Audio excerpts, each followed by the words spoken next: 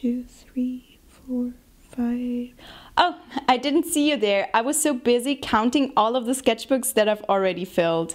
I can't believe it. I've filled so many sketchbooks. These are 8, but I'm not sure if those are all of them because there might be 1 or 2 still in the studio somewhere. But honestly, I'm impressed with myself. I have ADHD, so sticking with things and actually completing projects has not always been the easiest for me. Today I'm gonna take you on the journey of finishing the last 4 pages in this sketchbook, and I'm gonna share with you how you can actually finish your sketchbook.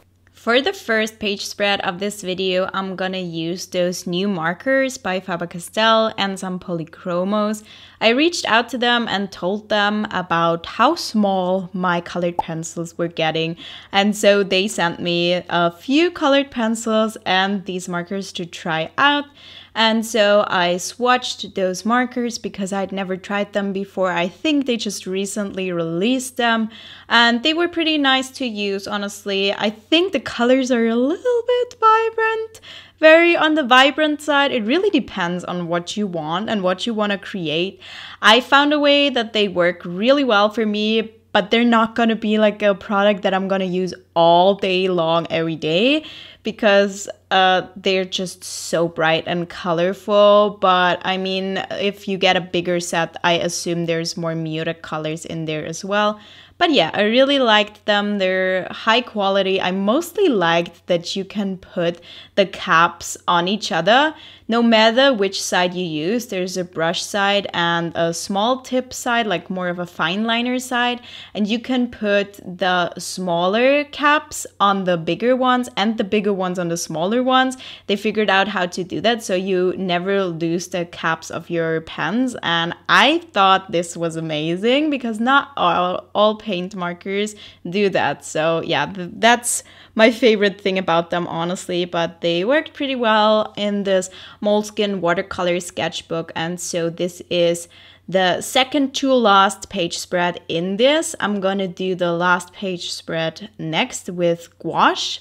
And I thought this would be a perfect opportunity to talk to you about actually finishing a sketchbook, because here I am finishing yet another sketchbook, and this has been in the making for a while because honestly, I had a lot of problems with consistency. I used to be the type of person that hops from one thing to the next, always does it for a few weeks, then it gets hard, then I quit it, then I start the next thing, get super excited about it, then I quit it again, and I got so frustrated with myself, I have to say. Back then I didn't know that I have ADHD, and that's a pattern with ADHD, but honestly it's just a pattern with being human. So I feel like everyone does that. Goes into a new hobby, gets super excited, but ditches it as soon as it gets hard. Or sometimes even if it isn't hard, it might get boring and then you ditch it.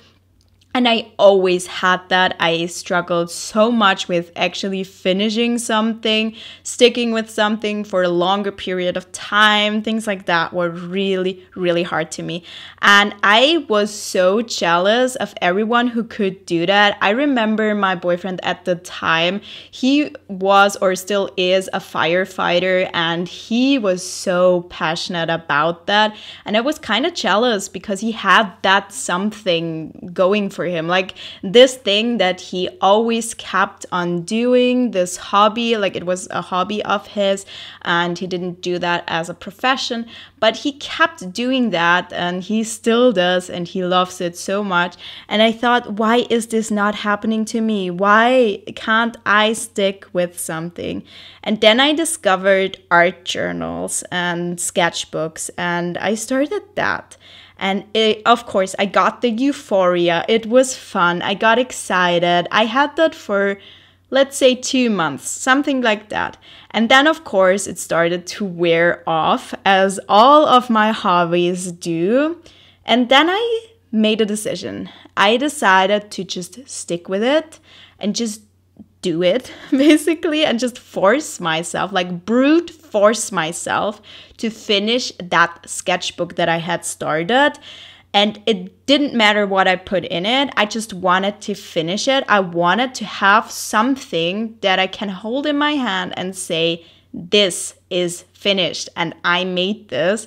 And so I committed to it, and I found a bunch of tricks and ways on how to make it easier for myself. By the way, here's the finished duck painting, and now I'm gonna get started with the turtle painting on the right. And I made sure that I include all of the tips and tricks, everything that I have discovered to make filling a sketchbook easier, into my course, the Ultimate Sketchbook Guide.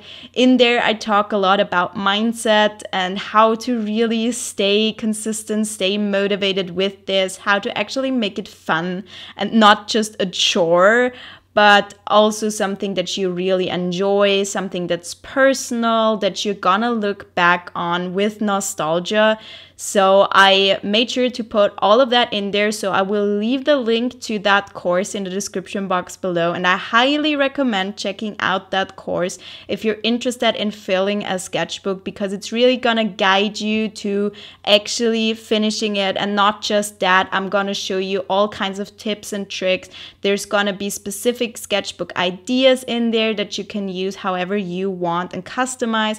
And I even have coloring pages in there. So if you're really stuck with what to do, you can print out the coloring pages or trace them onto your paper and put those into your sketchbook to make your life easier and get motivated and inspired to create. So I really got you covered in there. I am making sure that I really mention this in this video.